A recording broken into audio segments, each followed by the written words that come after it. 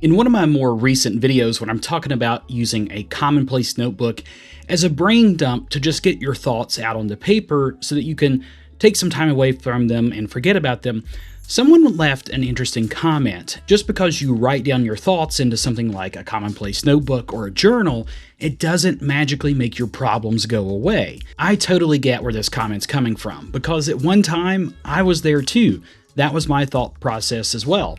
Why would I want to write a bunch of negative things or things that are just floating around my mind on a piece of paper? Because now I've got them written down here so I can read about it later, and I'm still thinking about it up here. The problems still exist. Thing was, I still felt anxious, I still thought about the things, and they were still all floating around.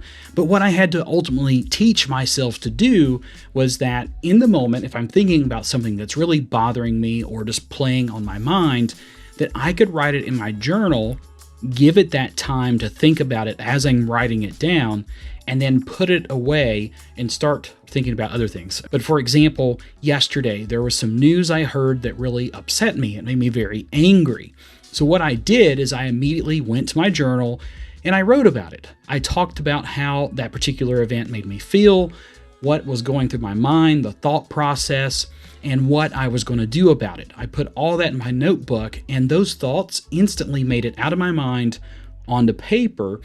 And once I got to express those things, then I didn't think about it so much anymore. Now, obviously, I'm thinking about that particular thing now because I'm talking about it. I've brought it back to my attention in my mind. But I don't have those extreme emotions tied to it like I did yesterday, because I had time to reflect on it and let those things out.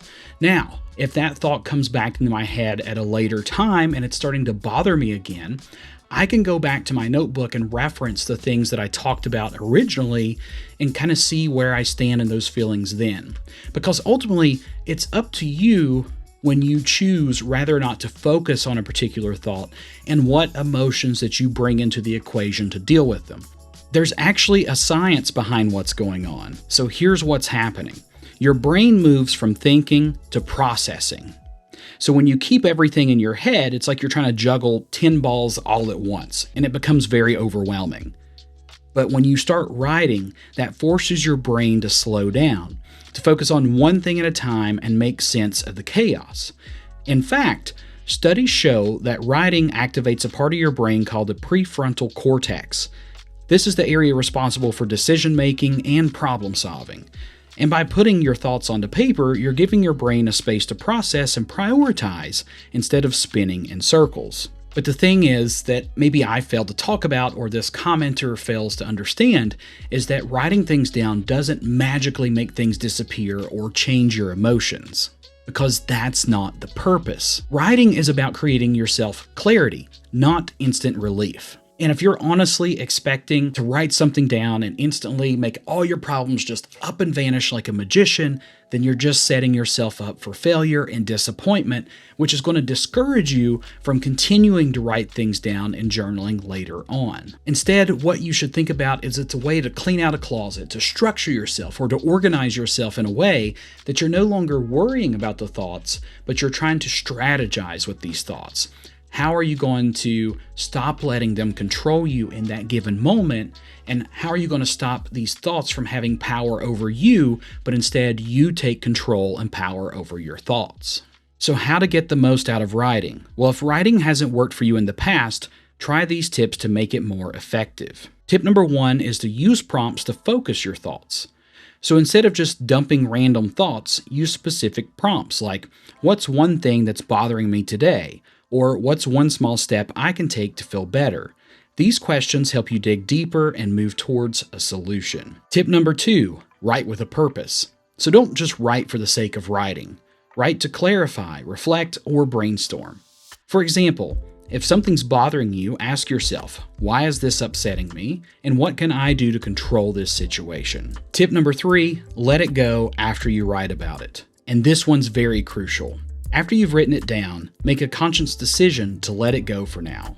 Writing doesn't mean you'll forget it. It just means that you don't have to carry the load with you 24/7. And when I started utilizing these tips and strategies, it made my life so much better. Because instead of carrying the weight of all these thoughts with me at all times, I would just write about it. That's when my brain became rational. I'm the type of person that I'm typically in flight or fight response 24/7. But when I can take little pieces of things that are causing me stress or causing me to feel that way, and I can write them down, then I can start taking these irrational thoughts and making them rational thoughts, which makes my life so much easier because I can finally calm down and start to relax a little bit. So that's the whole point of writing down your thoughts.